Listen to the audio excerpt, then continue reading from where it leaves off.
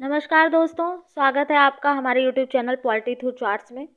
Guys, मैं next chapter आप लोगों के लिए लेके आई हूँ जो है फेडरल सिस्टम। इससे पहले तक पार्लियामेंट्री सिस्टम तक हो चुका है, तो आप वहाँ से जाके एक बार फिर से अपना रिवीजन कर सकते हैं और अपनी सीरीज़ को कंटिन्यू कर सकते हैं।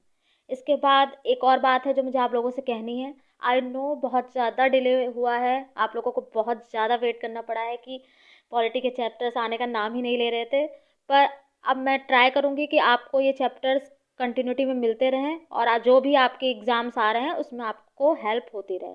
तो चलिए, आइए समय को बर्बाद ना करते हुए हम शुरू करते हैं अपना चैप्टर फेडरल सिस्टम। तो गाइस, फेडरल सिस्टम को पढ़ने से पहले हमें ये जानना होगा कि क्या ऐसी चीज़ें हैं जो फेडरल सिस्टम को फेडरल सिस्टम बनाती हैं, ठीक है। और फेडरल सिस्टम के अलावा यूनिटरी सिस्टम भी होता है, तो आपको पता होना चाहिए कि इन दोनों में बेसिक डिफरेंस क्या है।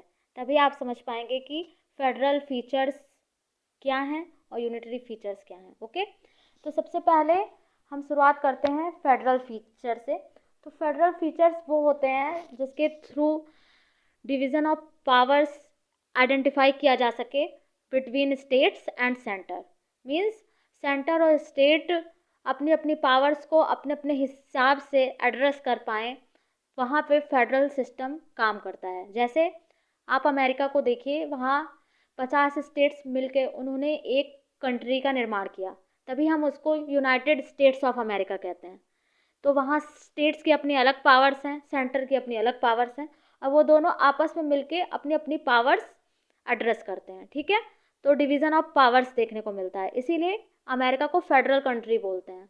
इसके विपरीत अगर हम इंडिया की बात करते हैं तो इंडिया भी फेडरलिज्म के अंदर आता है, लेकिन अगर इंडिया को देखा जाए तो हम इंडिया को ट्रू फेडरेशन के अंदर नहीं रख सकते।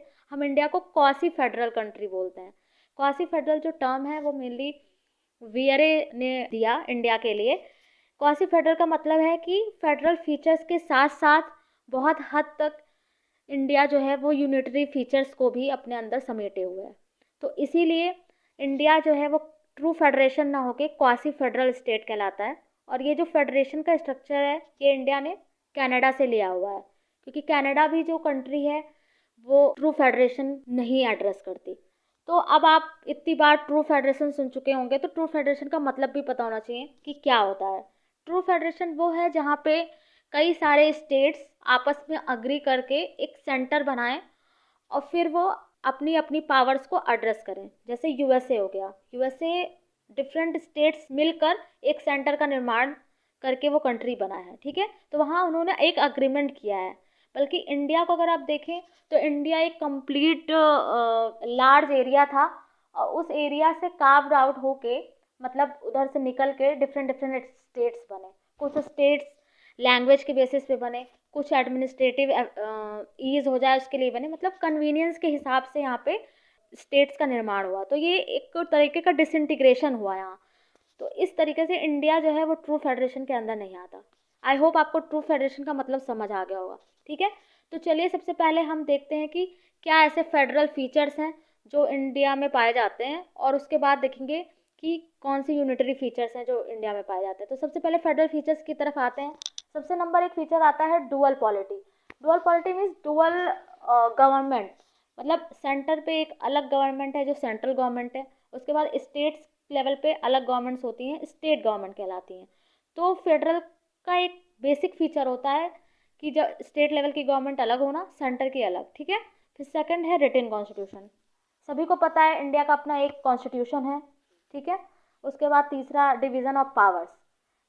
ये तो फंडामेंटल फीचर है फेडरल स्ट्रक्चर का। पावर का डिवीज़न होना चाहिए स्टेट्स और सेंटर के बीच में, और हमारी कंट्री में भी स्टेट्स अपने अलग पावर्स एड्रेस करते हैं, सेंटर अपना अलग पावर एड्रेस करता है। फोर्थ नंबर आता है सुप्रीमेसी ऑफ द कॉन्स्टिट्यूशन। अब चाहे वो स्टेट हो, सेंटर हो, या फिर डिस्ट्रिक्ट ही हो, वो अपने अपना जो रूल है या लॉ रेगुलेशन है वो एक कॉन्स्टिट्यूशन के अकॉर्डिंग ही एड्रेस करते हैं। तो जो हमारा कॉन्स्टिट्यूशन है, सबसे मेन पावर्स जो हैं उसी के पास हैं। नेक्स्ट है रिजिड कॉन्स्टिट्यूशन। जो इंडिया का कॉन्स्टिट्यूशन है उसको रिजिड इसलिए बोला गया है कि आप बहुत आसानी से उसमें अमेंडमेंट नहीं कर सकते हैं। कुछ पॉइंट्स ऐसे हैं जहाँ पे अमेंडमेंट लाने के लिए आपको स्पेशल मेजॉरिटी की ज़रूरत पड़ती है। जैसे जब आप कॉन्स्टिट्यूशन के किसी हिस्से में अमेंडमेंट लाना चाहते हैं या फिर कोई फंडामेंटल राइट्स में अमेंडमेंट लाना चाहते हैं, वहाँ आपको स्पेशल मेजॉरिटी चाहिए होती है। फिर नेक्स्ट आता है इंडिपेंडेंट जुडिशरी।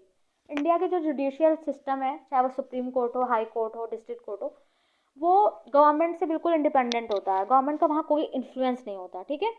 फिर नेक्स्ट है बाई कैमरलिज्म, मीन्स लोकसभा और राज्यसभा दो बॉडी ऐसी हैं यहाँ पे जो सेंटर में, जैसे लोकसभा को ले लीजिए आप, तो लोकसभा में पीपल्स रिप्रेजेंटेशन होता है, वहाँ पे एमपीज जाते हैं जिन्हें लोग चुन के भेजते हैं।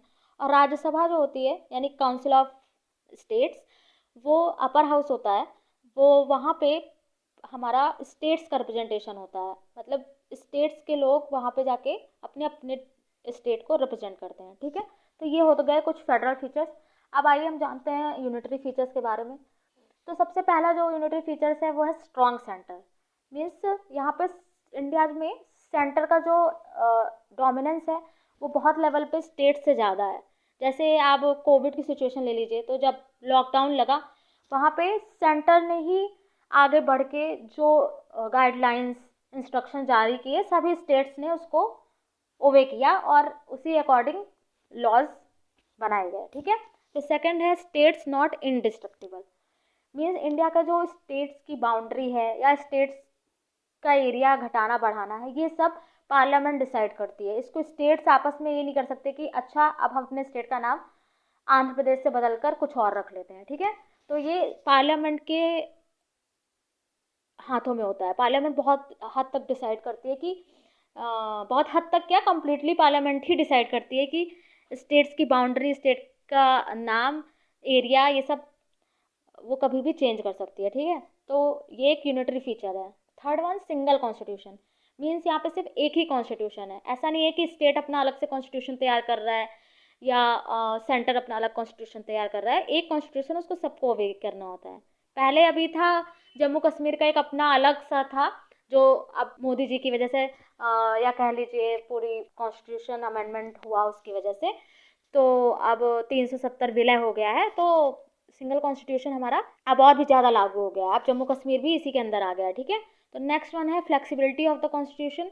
फ्लेक्सिबिलिटी ऑफ द कॉन्स्टिट्यूशन क्या मतलब कि कॉन्स्टिट्यूशन हमारा, मैंने आपको बताया इंडिया का जो कॉन्स्टिट्यूशन है वो रिजिडिटी एंड फ्लेक्सिबिलिटी के बीच लाया करता है, मतलब बहुत ज़्यादा रिजिड नहीं है अमेरिका की तरह कि वहाँ पे कॉन्स्टिट्यूशन अमेंडमेंट होना ही मुश्किल हो, और बहुत ज़्यादा फ्लेक्सिबल भी नहीं है ब्रिटेन की तरह, ओके, बीच में है।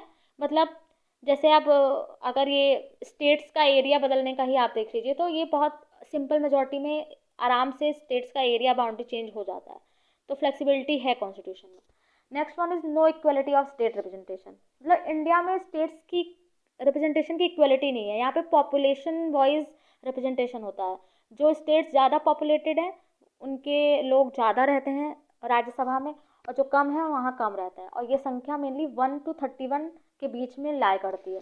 जैसे यूपी हो गया, यूपी की पॉपुलेशन बहुत ज़्यादा है, तो यूपी से रिप्रेजेंटेशन राज्यसभा में ज़्यादा जाएगा, और इसके अपोजिट अगर गोवा ले लीजिए तो गोवा में कम जाएगा। बल्कि अगर आप ऐसे यूएसए को देखिए, यूएसए में ऐसा नहीं होता है, वहाँ जैसे 50 स्टेट्स हैं तो हर स्टेट से 2 पर्सन रिप्रेजेंट करता है, और टोटल 100 सीट्स हैं वहाँ के अपर हाउस में। फिर नेक्स्ट आता है हमारा इमरजेंसी प्रोविजंस। गाइस आपको पता है कि इमरजेंसी हमारे इंडिया में 3 तरीके से है, लग सकती है, नेशनल इमरजेंसी या फिर इंटरनल डिस्टर्बेंस, और third one is financial emergency. तो ये जब इमरजेंसी का टाइम आता है तो सेंटर ऑटोमेटिकली इंडिया में ज़्यादा स्ट्रांग हो जाता है, वो रूल करता है स्टेट को उस टाइम पे, ठीक है। देन सिंगल सिटीजनशिप, यहाँ पे डुअल सिटीजनशिप का कोई प्रावधान नहीं है, इंडिया में एक ही सिटीजनशिप है और हम सभी इंडियंस कहलाते हैं। बल्कि उसके अगर अलग देखा जाए तो यूएसए हो गया, स्विट्ज़रलैंड हो गया, ऑस्ट्रेलिया हो गया, यहाँ पे स्टेट सिटीजनशिप भी होती है और नेशनल सिटीजनशिप, दोनों अलग अलग चलती है।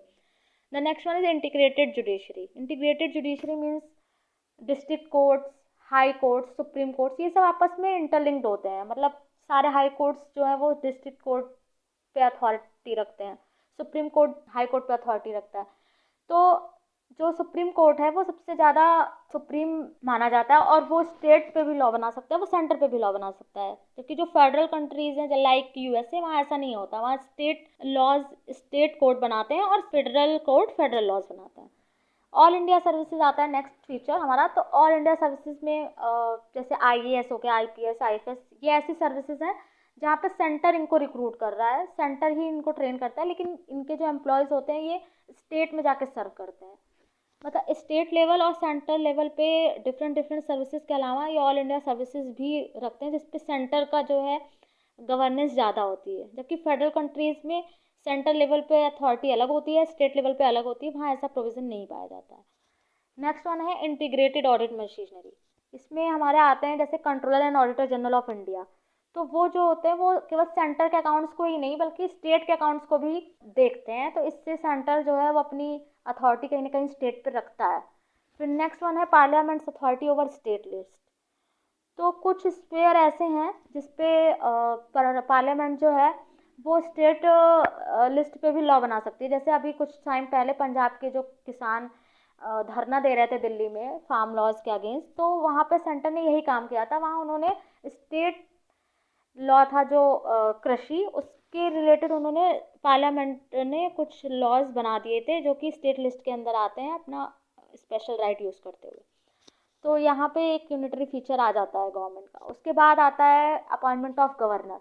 ठीक है, अपॉइंटमेंट ऑफ गवर्नर मीन्स कि जो गवर्नर होता है वो हर स्टेट का गवर्नर उस स्टेट का हेड होता है। जैसे प्रेसिडेंट देख लीजिए तो वो पूरी कंट्री का हेड होता है, बट जो गवर्नर की अपॉइंटमेंट है वो प्रेसिडेंट करता है। तो इस वजह से सेंटर की कहीं ना कहीं हर स्टेट पे अपनी अथॉरिटी रहती है। तो सेंटर यहाँ पे स्ट्रॉन्ग रोल प्ले कर रहा है। नेक्स्ट फीचर आ जाता है इंटीग्रेटेड इलेक्शन मशीनरी। जैसे हमारा जो इलेक्शन कमीशन ऑफ इंडिया है वो स्टेट लेवल पे भी चुनाव कंडक्ट कराता है और वो सेंट्रल लेवल का भी चुनाव कंडक्ट कराता है।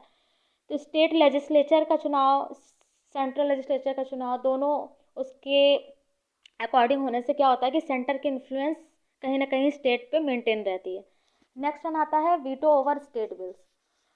तो गवर्नर हम जानते हैं कि वो एम्पावर्ड होता है कि वो अपने वीटो का यूज़ करके कोई भी बिल स्टेट का अपने पास रख सकता है। और उस बिल को उसको क्या होता है, कुछ बिल ऐसे होते हैं जो उसको प्रेसिडेंट को दिखाने के लिए अपने पास रखने पड़ते हैं, जिसमें प्रेसिडेंट अपनी एसेंट होल्ड कर सकता है अगर वो चाहे तो इस तरीके से प्रेसिडेंट कहीं ना कहीं स्टेट लॉज पे अपना कंट्रोल रखता है। तो इस तरीके से आपने देखा कि ये सारे जो फीचर्स पढ़े वो यूनिटरी फीचर्स आपने पढ़े। तो कहीं ना कहीं हमारा जो कंट्री का सिस्टम है वो फेडरल फीचर्स को भी लिए हुए है और उसके साथ साथ यूनिटरी फीचर्स को लिए हुए है। इसीलिए हम अपने इंडिया को जो है वो क्वासी फेडरल स्टेट बोलते हैं, इसको ट्रू फेडरेशन नहीं बोलते हैं। आई होप गाइज आपको फीचर्स ऑफ द कॉन्स्टिट्यूशन जो ये चैप्टर है वो समझ आया होगा, आपको प्रॉब्लम नहीं हुई होगी। अगर आपको कोई भी डाउट है तो आप कमेंट सेक्शन में लिख सकते हैं, आपको बता दिया जाएगा। प्लीज़ आपको लेक्चर पसंद आया हो तो लाइक करिए, सब्सक्राइब करिए और हाँ, बेल आइकन को ज़रूर प्रेस कर लीजिए ताकि आपको अगला लेक्चर जब भी आए आपको पता चल जाए। ठीक है, बाय बाय, टेक केयर।